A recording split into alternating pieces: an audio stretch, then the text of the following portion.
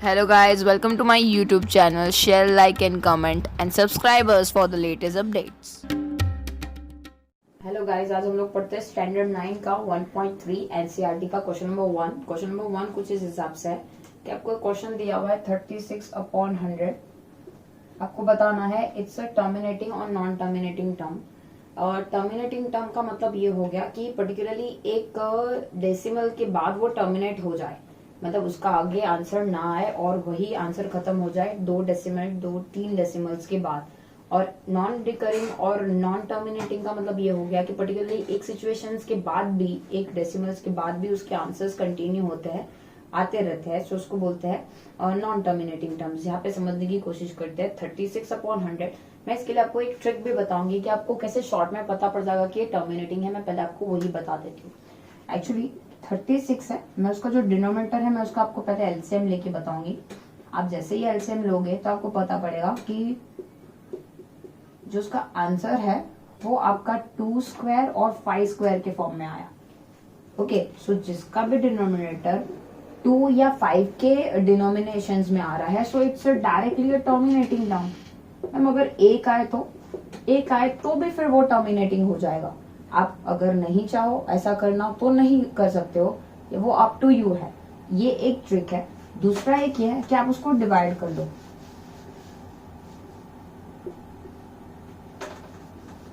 36/100। सो मैंने 36 को 100 से डिवाइड करना है, तो मैं पहले 0 डाल देती हूँ। अभी मैं पॉइंट इंट्रोड्यूस करती हूँ। 100 300 060 मैं डालती हूँ 0 आते रहेंगे बिकॉज मैंने पॉइंट डाल दिए। 100 600। सो आपने देखा होगा तो आपका आंसर आ गया 0.36, जो खत्म हो गया क्योंकि आपका जो रिमाइंडर है वो 0 आ गया। सो दिस इज टर्मिनेटिंग।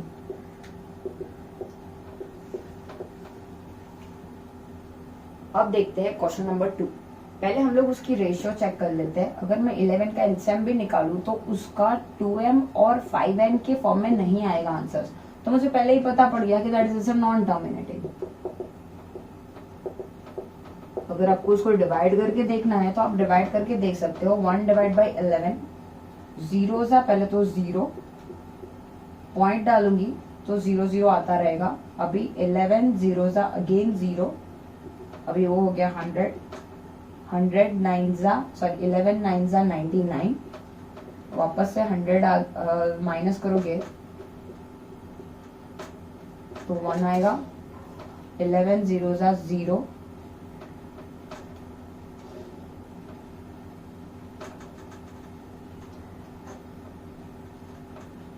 और वैसे करके वो कंटिन्यू होता जाएगा वो टर्म। सो यहाँ से ही आपको पता पड़ गया कि अभी उसका आंसर आता ही जाएगा। सो दिस इज नॉन टर्मिनेटिंग, क्योंकि उसका टर्मिनेट ही नहीं हो रहा है, उसका आंसर एवरी केस में ऐसा ही आएगा। सो मैं 0.09 बार लगा देती हूँ। So that is a non terminating. Question number 3 कुछ इस हिसाब से है। 4 इंटीजर्स 1/8। मैं पहले उसको मिक्स फ्रैक्शन से इम्प्रॉपर फ्रैक्शन में निकाल देती हूँ। 8 4 ज़ा 32, 32 + 1 33/8।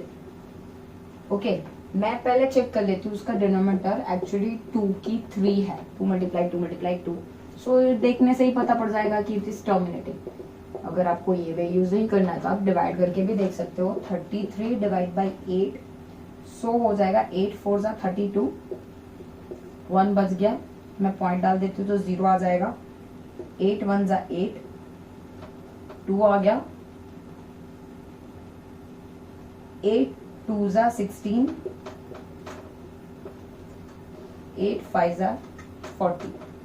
सो आप देखने जाओगे तो आपका आंसर आ गया 4.125 which is terminating. Next question है 3/13। अगर देखने जाए तो उसका आंसर 2m और 2n के फॉर्म में नहीं आ रहा है। So it's a non terminating, मुझे पहले ही पता पड़ गया। ओके, अभी उसका डिवाइड करके देखते हैं।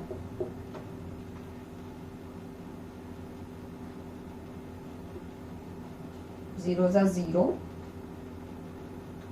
2 ज़ा 26, सो आ गया 4। अभी नेक्स्ट इज 0, 13 3 ज़ा 39,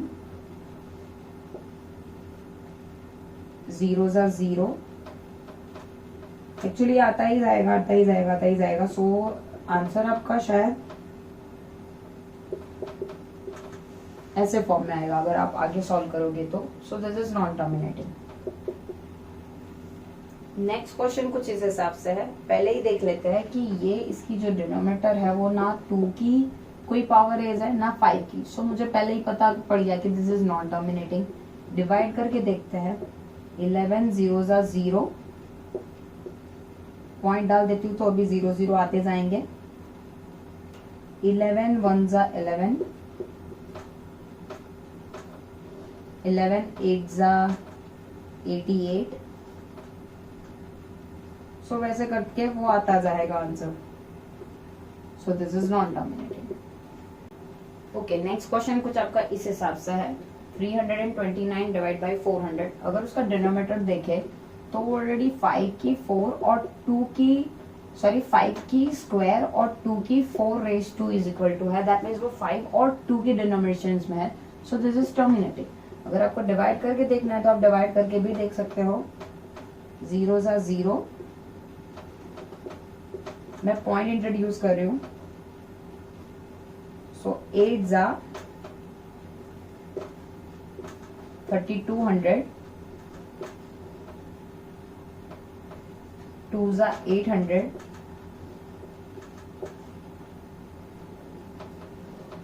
2 800, 200, 5 2000। सो वैसे करके उसका आंसर आ गया। So that is terminating. Question number 2 में आपको दिया हुआ है 1/7 का वैल्यूएशन, दैट इज दिस। मुझे 2/7 का फाइंड करना है, 3/7 का फाइंड करना है, 4/7 का फाइंड करना है, 5/7 का फाइंड करना है, 6/7 का फाइंड करना है। It is very easy. मैं इसको स्प्लिट आउट कर देती हूँ। इसका मतलब ये भी हो गया 2 × 1/7, 3 × 1/7, 4 × 1/7। मैंने ऊपर का नंबर से स्प्लिट आउट कर दिया है। 5 × 1/7 एंड 6 × 1/7। अभी जहाँ पे 1/7 में है वो मैं वैल्यू पुट कर देती हूँ। 0.142857, 3 × 0.142857, 4 × 0.142857, 5 × 0.142857, 6 × 0.142857। अगर आप दोनों का मल्टीप्लाई करोगे तो इसका आंसर आना है 0.285714। नेक्स्ट का आना है आपका 0.428571। नेक्स्ट का आएगा 0.571428। नेक्स्ट का आंसर आएगा 0.714285। नेक्स्ट 6 के साथ मल्टीप्लाई करेंगे तो उसका आंसर आएगा 0.857142। अभी मैंने ये मल्टीप्लाई करके कैसे बता दिया, मैं आपको बता देती हूँ एक ट्रिक। किसी एक नंबर का, सपोज भी मेरा ये नंबर है। सो मुझे पहले लिख देना है, मल्टीप्लाई बाय 2 करना है। 7 2 14, 5 2 10 प्लस 11, 8 2 16 प्लस 1 17, 2 2 4 प्लस 1 5, 4 2 8, 2 1 2। ओके, मुझे कितने पॉइंट से 1 2 3 4 5 6, 1 2 3 4 5 6। सो मुझे यहाँ पे पॉइंट डाल देने हैं। This is my answer. Question number 3 देखते हैं। क्वेश्चन नंबर 3 कुछ इस हिसाब से है। 0.6 बार। पहले मैं ले लेती हूँ लेट x इज 6 बार का मतलब हो गया that my 6 number will be repeated. Okay, अभी एक बार है इसलिए मैं उसको 10 से मल्टीप्लाई करूंगी। 10 से मल्टीप्लाई करूंगी। 2 बार है तो 100 से, 3 बार होगी तो 1000 से। यहाँ पे सिर्फ एक ही बार है। सो मैं ये पूरी टर्म को पहले 10 से मल्टीप्लाई करूंगी। सो मैं 10 से मल्टीप्लाई करूंगी तो ये जो खाली एक पॉइंट है वो बाजू में शिफ्ट हो जाएगा। ये मुझे बनाना है, that is my 10x। Okay, एक ही बार है इसलिए मैं यहाँ पर 10x लिख देती हूँ। मुझे यहाँ पे अपना 10x बनाना है। कुछ नहीं करना है, सिंपली आपको थोड़ी सी स्पेस बना देनी है। यहाँ पे लिख देना है 0.6666 और यहाँ पे आपको 0.666 में से पहले माइनस कर देना है। सो अगर आप माइनस करोगे तो जो मैंने स्पेस खाली छोड़ी मुझे उसका वैल्यू मिल जाएगा, दैट इज ऑफ 6। 10x मैं यहाँ पे x डाल देती हूँ और यहाँ पे मेरा वैल्यू हो जाएगा x, क्योंकि मैंने यहाँ पे एज्यूम किया हुआ है ऑलरेडी। अभी ये उधर चला जाएगा, so 10x minus x is equal to 6, so 9x is equal to 6। So हो जाएगा x इज इक्वल टू, ये सामने जाएगा तो डिवाइड हो जाएगा, 6 divide by 9, so 2/3। So x is equal to 2/3। Next question कुछ आपका इस हिसाब से 0.47 bar, let x is equal to 0.4747। मैंने x ये ले लिया, 2 पे बार है तो मैं ये पूरी टर्म को पहले 100 से मल्टीप्लाई करूंगी। सो मेरा आंसर आ जाएगा 2 पॉइंट, मतलब यहाँ पे शिफ्ट हो जाएंगे 47.4747। ओके फाइन, 2 बार है इसलिए मैं यहाँ पे 100x लिख देती हूँ। थोड़ी स्पेस बना के मैं यहाँ पे x का वैल्यू लिख देती हूँ। सेम को मुझे यहाँ से माइनस करना है, सो मुझे जो मैंने ब्लैंक्स छोड़ी उसकी वैल्यू मिल जानी है। सो यहाँ पे 47 आएगा। 100x इज इक्वल टू 47, इसकी जगह पे x लिख देती हूँ क्योंकि मैंने एज्यूम किया हुआ है, वो यहाँ चला जाएगा।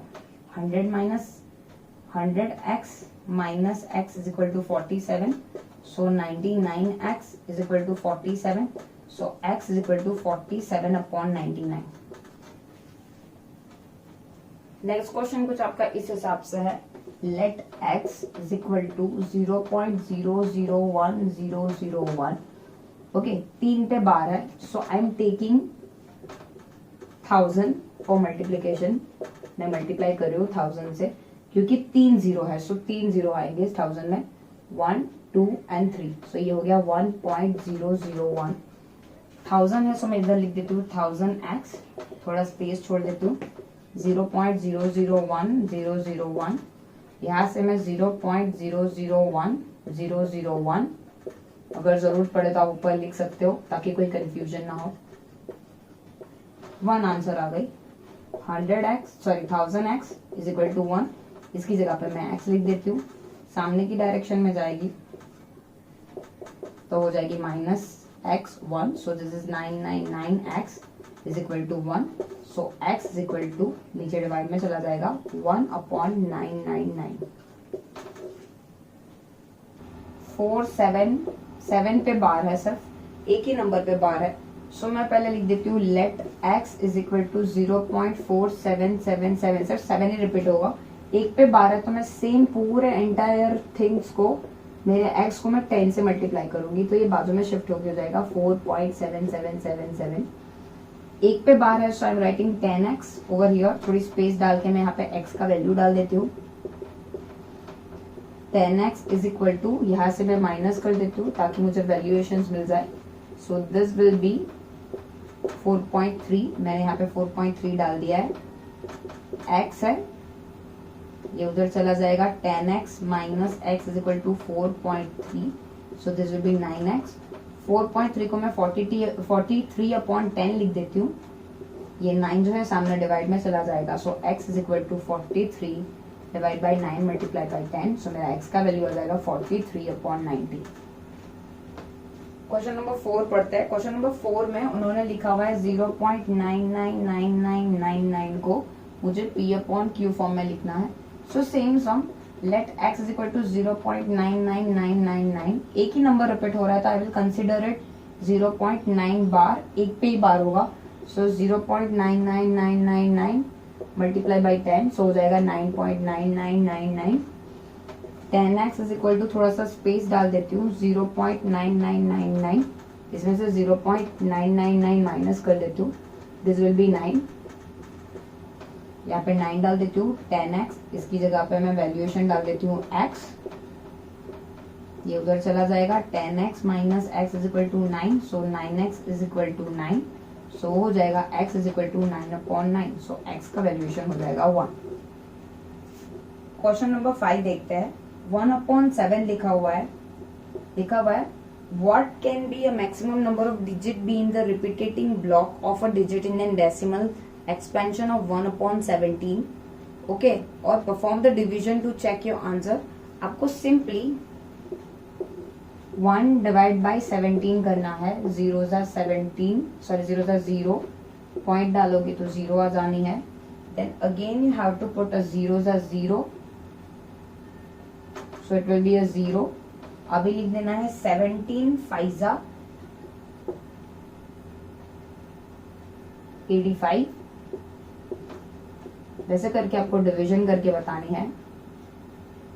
आप डिवीजन कर दोगे तो आपके आंसर आएगी 0.058823529411767। अगर once you just complete the division, so इसका मतलब ये हो गया ये रिपीटेटिंग है, मतलब नॉन टर्मिनेटिंग है। क्वेश्चन नंबर 8 देखते हैं।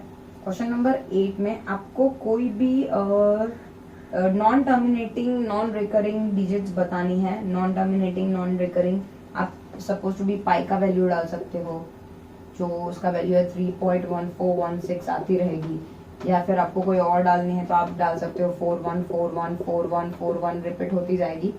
थर्ड डाल दी हूँ, आप अपने हिसाब से कोई भी वैल्यूएशंस डाल सकते हो। क्वेश्चन नंबर 9 देखते हैं। क्वेश्चन नंबर 9 में आपको ये 2 डिजिट दी हुई है, आपको पहले डिवाइड कर देना है। 5 डिवाइड बाई 7, 9 डिवाइड बाई 11। सो आपके पास वैल्यूएशन आ जाएगी 71425। मैं बार में डाल देती हूँ। इसकी वैल्यूएशन आ जाएगी कुछ 81, रिपीट होती जाएगी 81 81 81।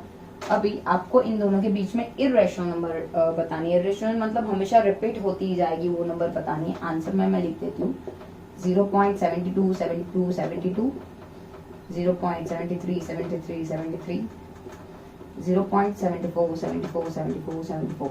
You can write any of between them which are repeating. It's up to you कि आप कौन से लिख रहे हो। क्वेश्चन नंबर 10 देखते हैं। मुझे बतानी है कि दिस इज रैशनल और इरेशनल।